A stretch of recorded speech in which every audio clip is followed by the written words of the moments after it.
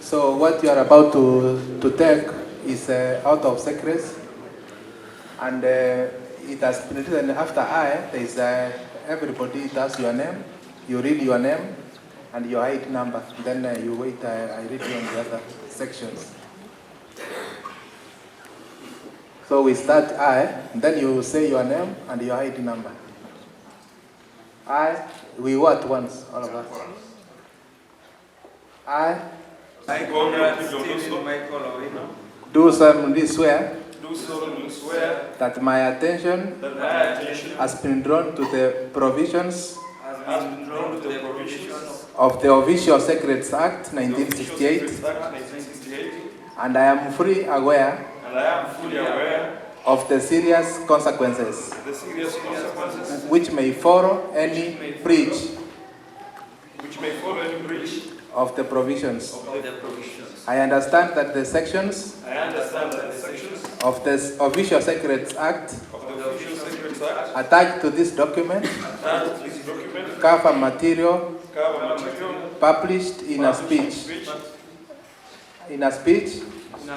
lecture, or radio, or a television broadcast, or in the press, or in book form. I am aware that I should not divulge any information. So you wait. When you wait, I put a comment, then you go. I am aware that I should not divulge any information gained by me as a result of my appointment to any unauthorized person, either orally or in writing, without the previous official sanction in writing of my appointing authority, to which written application should be made, and the 2 copies of the proposed publication be forwarded. I understand also that I am liable to be prosecuted if I publish without official sanction any information I may acquire in the course of my tenure of an official appointment,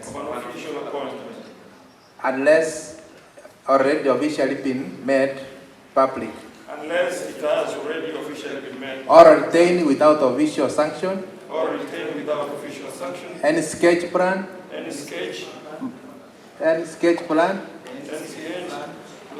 model, article, note, or official documents which are no longer needed for my official duties, and that their provisions apply not only during the period of my appointment, but also after my appointment has ceased. So help me God.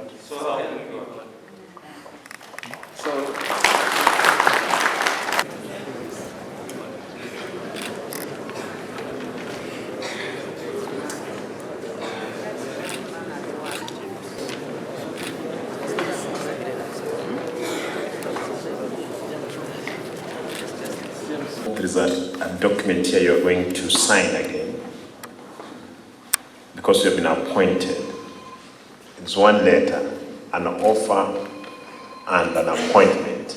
Therefore, you will accept behind because I've signed your letters for appointment, and you will start work immediately.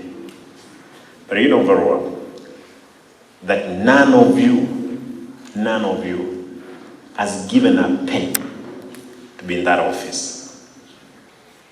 None, not even one of you, who has bribed the board for you. You have not spent a coin. I don't expect that when you're coming in, you want to look for money which you do not even spend in anywhere to enrich yourself, as by the oath that you have taken. Therefore, allow me, umepeleka ile meza wapi tena? Kwa sababu mtasaini hapa. Leta hiyo meza hapa, they will sign this.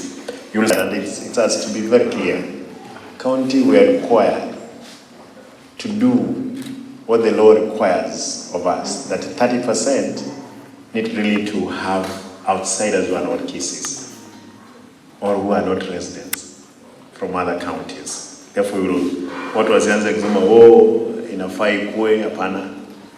Hao watu hata baada ya kupea, wacha nijue hapa watu wale ambao tumepeana, ama hii nitaongea baadaye.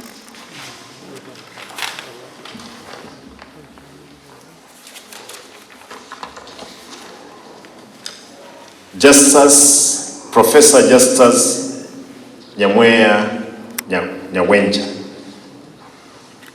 Professor.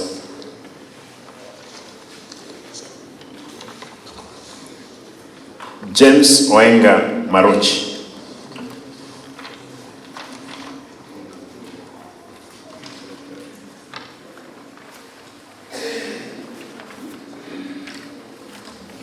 Bila kuweka hiyo muziki wacha wasaini.